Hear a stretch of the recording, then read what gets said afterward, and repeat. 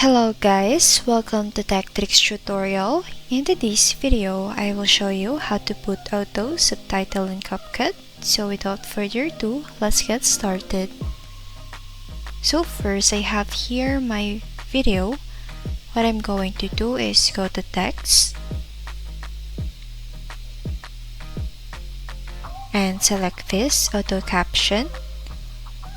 So actually, in able for you to do this, you have to have a pro account on Capcut.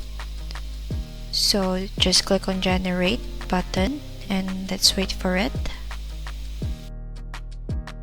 So right here we already have the generated captions. So basically you can actually animate or add templates if you want. Let's just select this one. And there you have it. You have a template on your subtitles.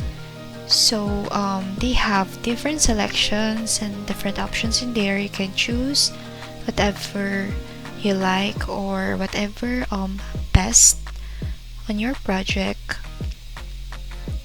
So if you're not using Pro, you can just use this free template, and then that's basically how you can do that. If this video helps you, don't forget to like, comment, share, and subscribe.